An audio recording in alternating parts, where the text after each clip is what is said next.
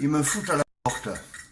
Ils prennent toute la place. J'ai plus le droit à mon esprit. Regardez, voilà, le canapé. Allez hop, ils sont là. Je rentre de voyage. Je les mets par terre. Mais après, c'est effrayant. Ils prennent toute la place. Ils sont magnifiques, hein. Je les aime bien. Pas de raison. Je les ai tous finis. Oui, oui, oui. Il y en a en cours aussi. Ça, venez. Venez voir. Là. Non, c'est mon bureau, on laisse tomber. Ils sont... Là, il y en a prévu. Par ici, là, bon, il y a des travaux en ce moment. Là, c'est des petits tas bien précis, je veux pas qu'ils bougent, parce qu'il y a des montages en cours. La poésie, c'est mon truc. On va se caler là-dessus. Voilà, alors, là, je l'avais rangé là.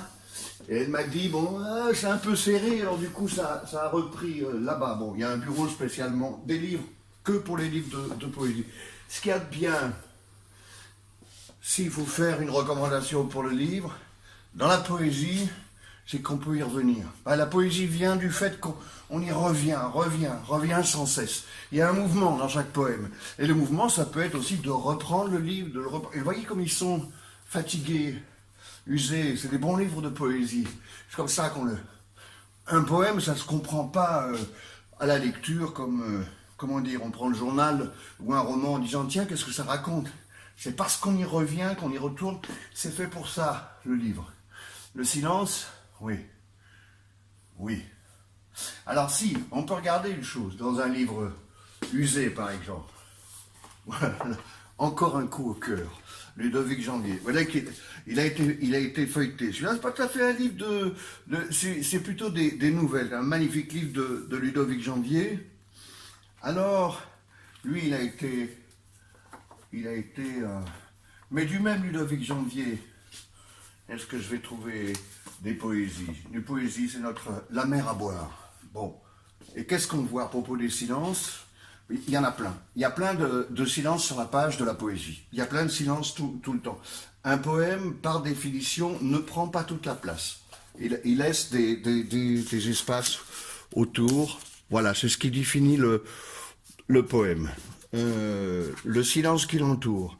Mais alors là, je prends neige dehors, neige dedans, neige lente sur les frissons, neige noire à crever les yeux, pas un humain qui vous réponde, il doit leur neiger sur la voie. Est-ce que tout le monde est mort? Est-ce que je suis le dernier vivant enfoui sous quelques flocons de rien? Vous voyez, on se dit c'est attirant. C'est pas tout à fait un roman. On se dit pas qu'on va quelque part vers, on va avoir la solution à la fin, la réponse. Je sais rien, c'est un poème. Et justement, une des possibilités de la lecture, c'est à ce moment-là, plutôt que d'aller au bout, de reprendre au début, neige dehors, neige dedans, quelque chose qui fait déjà sa petite chansonnette, un poème. Voilà, c'est ça que j'ai à dire, qu'il ne faut pas hésiter à fatiguer les livres, à les reprendre, c'est ça qu'ils ont de bien. Il n'y a qu'eux qui permettent ça, griffonner dessus, etc. Vous pouvez toujours essayer de griffonner sur un écran numérique, ça n'a pas le même plaisir, quoi. Là, qu'est-ce que j'ai? Mon cher Jean-Pierre Verhaegen, est-ce que c'est un livre bien usé, qui peut être encore usé? Là aussi, c'est un livre de poésie, comme ça, il y en a des tas d'autres. Le silence, ce serait bien pour moi que le silence, quoi, aussi.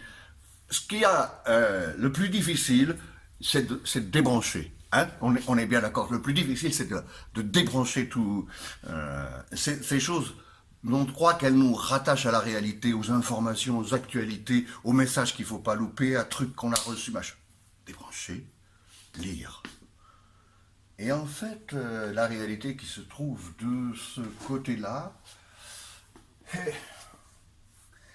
elle est juste aussi. C'est une façon de recevoir le monde, je crois, la lecture.